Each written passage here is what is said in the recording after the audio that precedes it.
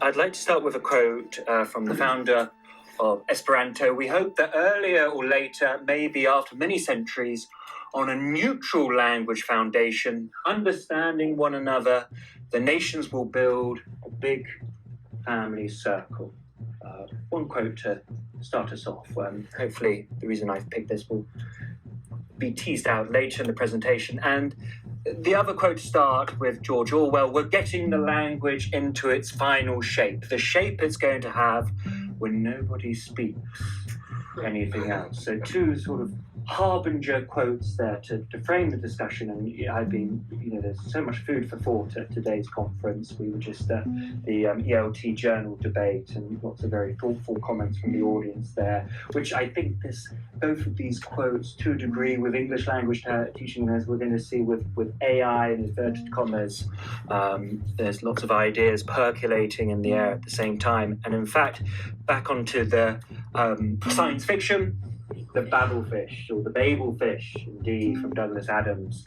And I use those two images now, the two paradigms which may bear out in years to come: instant machine translation, popping an AirPod into one's ear and having an instant relay between the languages, or perhaps Lingua Franca. Here we are at the top of the IATEFL tower, the Tower of Babel itself, and which will bear out many languages or one language. And in the debate topic, one of the comments from the audiences was learners using AI to circumnavigate using the language, or perhaps using AI to in fact navigate their autonomy with the language.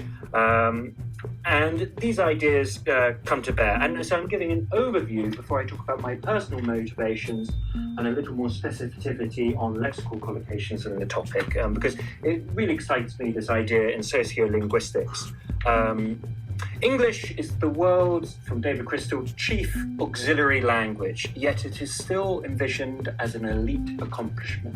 So these were two quotes that inspired me to start my research. I was fortunate enough to have a meeting with Martin Dewey, who's one of the world experts on the subject, as English is a lingua franca, and he counters this idea of English being an auxiliary language. So we'll talk about that a little bit more, and perhaps in comments following the translation. But something that very much comes to bear in IATEFL this year is an elite accomplishment, the digital divide. Should we be the gatekeepers or the gate openers? Okay, so let's move on. Okay, and a little bit, these two images I've used to talk about English language killer, the linguistic imperialism from Philipson, some of the inherent problematics of looking at this science fiction idea of the world speaking all having one shared code. It's fraught with challenges and problematics. Coke argues it may be a Trojan horse of implicit subjugation, the idea of George Orwell's censorious superstate, managing the language, managing the authenticity. And also we've been talking about languages at risk at this conference, and the many-headed hydra of English, but also English's inherent capacity to change or metamorphosis. So problematics in English here. And the data, the world's current population, 8 billion. This idea that English speakers worldwide, over 2 billion. Many say, Osley, his book is called The Last Lingua Franca. Are there really any other languages that could lay claim to be the candidate, the preeminent candidate, to unlock this shared code along the lines of perhaps what Zamenhof envisioned with Esperanto? English language learners worldwide, just over 1.2 billion, and this is also supported by the British Council. English native speakers worldwide, we'll come back to this, and circles, the Cratchuvian circles, 500 million. So we can see there's a disparity. And Martin Dewey talks about how really it brings in this idea that it's frankly inappropriate to have the center of gravity on native speaker norms. And then a statistic that I came across recently, there are, pertinently here for IATEFL, there are 12 million English language teachers worldwide, which therefore equates to approximately, I'm not a mathematician, about 1% to those who aspire, who dream to learn English. And so we can see this idea, the digital divide, the elite accomplishment of learning English. It's something that I see in my work, which we'll talk about a bit later. There's this thirst to learn this language, to have access. And so to break these down, it's about one native speaking English speaker to 3 non-native English speakers. Okay, there we go. As Jenkins, the founder of initial phonological work in the early 2000s, talks about how really it's the world's predominant lingua franca. Okay, let's move on. A little bit more drawing again from Martin's work. In the UK specifically, 300 community languages spoken in schools. So even in the UK, we can zero in on this, and a multilingual cross-section. 1.7 million people do not speak English as their first language, 40% of London schools. Okay. And then 15% in the UK, only 15% speak this form of standard English. The English that perhaps is the pedagogical impetus in ELT literature, which I do find very interesting. And everything, Gradald's projected trajectory, 2050, speakers of world Englishes would far outnumber speakers of native Englishes, and English really becomes this contact language, predominantly a language among used as a second language in multilingual contexts. And Cratchit's model here, which I've sort of made into this presentation, breaks this down even more, examining our circles, the expanding circle, 1 billion people engaged in diplomacy, scientific research, international organisation. A snapshot of some of the nations there. The outer circle, English used as a second language. So arguably the driving force of what ELF initially aspired to, where it's used internationally as a contact language, perhaps predominantly in India. And there's some countries there. And then onto the inner circle, English as a native language, the mother tongue, transmitted through family, media and school. Okay, let's move on. So my personal motivations and how I came to this topic.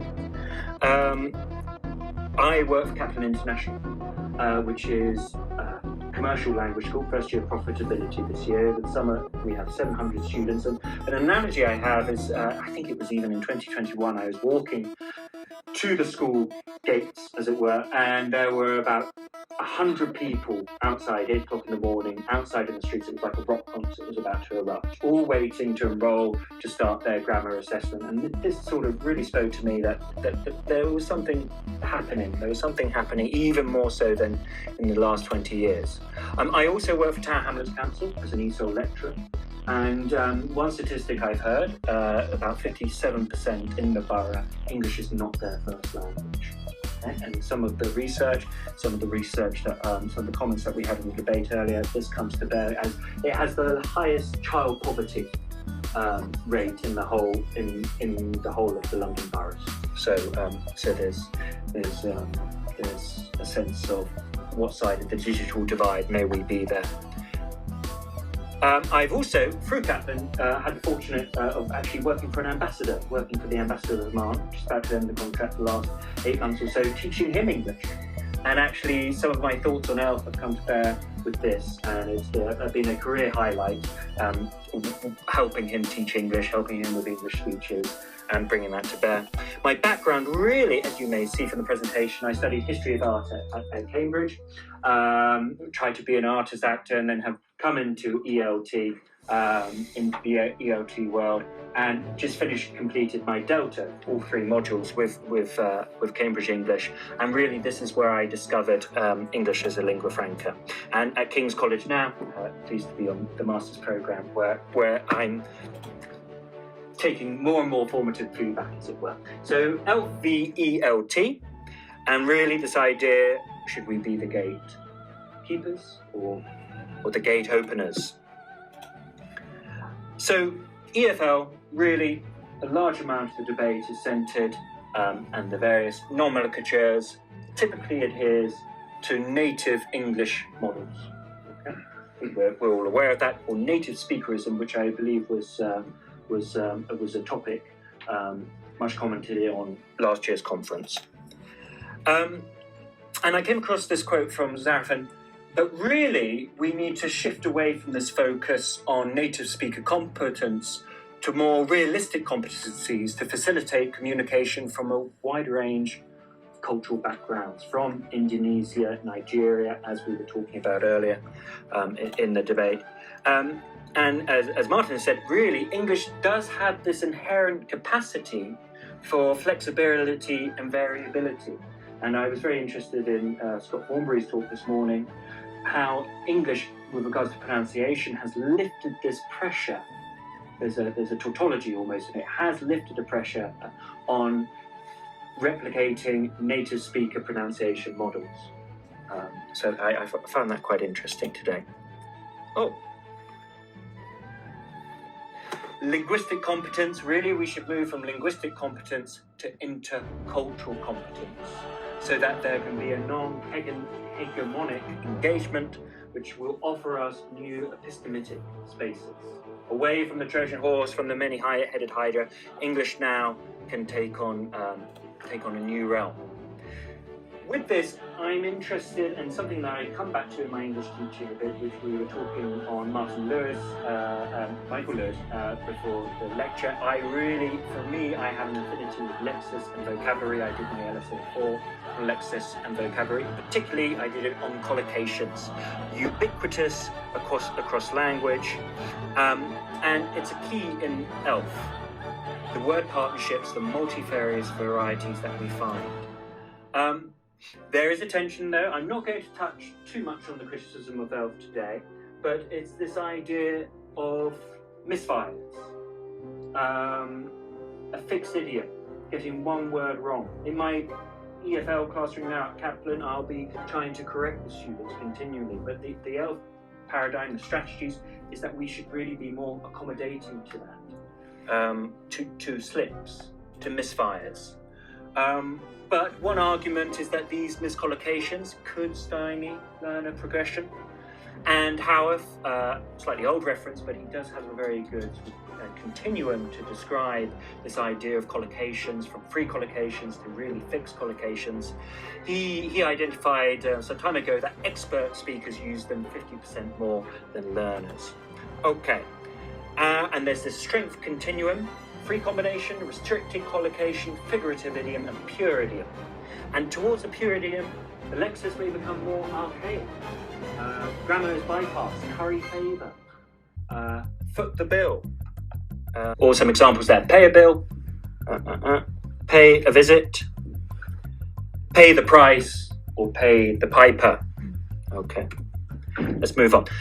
I want to use now some snapshots of ELF examples. Serious criminal, hardened criminal, space-time for free time. Martin's talked about in his PhD dissertation how there's a relexicalization of phrases, particularly delexical verbs. But meaning is not forfeited here. Intelligibility is clear. I took a driving license. Can she take plastic surgery? The communication would be clear. We would be able to have communication. And arguably, what's forfeited? There's an early idea with Smith and English as an international auxiliary language, and he talks about the idea that the listener also needs training, that the intercollator also needs to be trained, that we also have to devise perhaps an educational program for them. Some other examples from more recent research, and this publication is looking at ELF. It's an ELF teaching strategies book, which I found very useful, printouts that you can give out in the classroom. I think I'm in the right track, so often prepositions are misused. Kill two birds with one rock, seeking control of everything, not step on his feet. Into much detail about this, come to your head. But instantly, as the intercollator, we can perhaps repair these strategies for our speaker in real time. Carved in stones, there's pluralization, nouns, knife with a double blade, double-edged sword. And these examples, this example from the voice corpus. And Brett Reynolds in the ELT consensus, he says that, it comes back to this idea of native speakerism. Too much precision is unnecessary. Law-obedient people, plastic operation, midlife emergency. And so basically what we need in ELF is an idea of situational adaptation. And Martin's talked about how we need to move from implication to application, but some of the issues that this has encountered in teacher education services. And this was a quote I recently, hot off the press from Martin. And Martin it's more teacher education rather than artificial intelligence. But there's this idea it's on an ad hoc moment. And he was skeptical really how we could marry these ideas of AI technologies and ELF to bring this sort of utopian future where everyone speaks the same language. And I'm not suggesting this is a positive or negative thing. Maybe it's where my art history background comes in, but certainly a science fiction endeavor. AI. So how would this go about? Artificial intelligence with chatbots, OpenAI of course, and the recent research has shown that it does help increase low proficiency learners' confidence. Self-study, as we've seen with some topics today, it really can provide confidence, scaffolding, accessibility to those remote economic communities. There is an unreliability in topic focus and true communicative, authentic conversations. Now, Thornbury, around this time last year, produced a seminar on AI in education. And these are the criterion that we need to stand any new form of technology up against. And looking at what apparatuses are possible. And I believe that there's various apparatuses that can come together, perhaps to make these devices of Galilean proportions. So let's go through this criteria. Now, originally established to assess Duolingo. So first up, we have adaptivity, how versatile the tool is. Does it provide exposure to real language in use? Does it encourage creative language use? One study I looked at recently, and this is what I'm thinking of doing my master's dissertation on, is by Guidir. Let's have a look here. Guidir, in 2022, using a form of technology which is now no longer available, the AI Kaku, for writing. So really, we don't quite have the speech reactivity yet, but writing is possible. And there's a delayed reaction to upgrade learners' writing. And so something's typed in, and this does provide a sense of interactivity. So word suggestions with probabilities appear 2 seconds after the input. So there's a slight delay, and then there's correction, then there's mediation and feedback. And trying to scaffold a sense of autonomy and self-correction. Engagement, motivation, perhaps the single most important idea in language use. Something I use a lot is bamboozle, gamification, how to keep students engaged. And here we have some fixed idioms. Just a note, I was playing this with the ambassador just this week, and here we have, I've been completely under with work, buried, piled, covered, snowed. So any of these answers possibly within the ELF paradigm may be considered correct. So I asked them, I said, do you want the communicative valiancy or do you want the correction? And I do believe he speaks to me in a form of English as a lingua franca. He makes many errors. He's fossilized in his language use, but there's clear desire to communicate. He says he does like to be correct because he feels it sort of cements it in his mind. And AI UK, another AI conference, data science conference I went to this year, where there is a conspicuous gap in language teaching despite the language models. So let me crack on. Indispensability as well. And this is where I believe the voice comes in. Speech Ace in Seattle. This can, in real time, they claim, assess your spoken interactions and map it onto CEFR scores. And we already have PowerPoint, Microsoft PowerPoint, Speech Coach. This measures your fillers, is able to decode your speech and then give you feedback on that. There we go.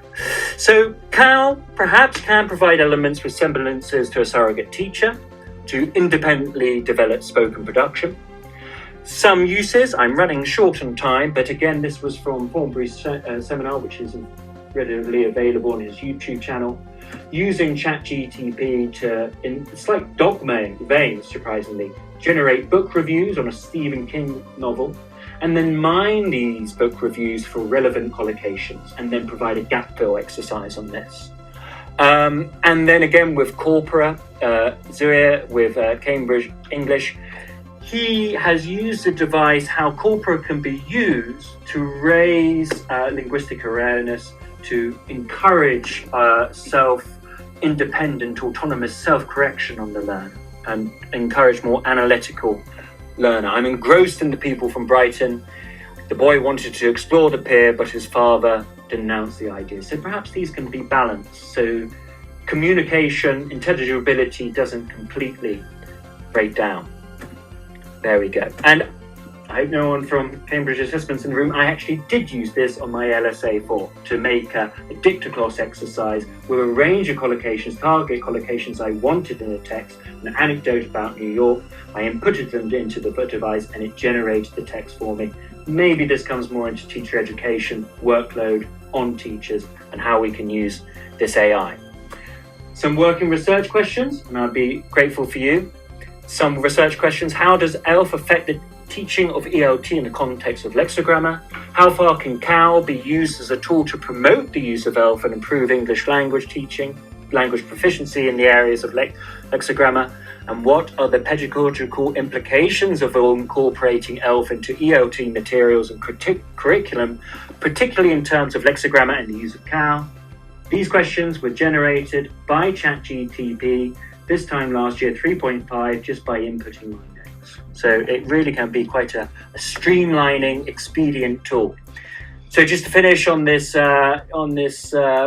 epilogue, it was expected that Newspeak would have finally superseded Old Speak, or Standard English, as we should call it, by about the year 2050. That's from Orwell's Appendices on 1984.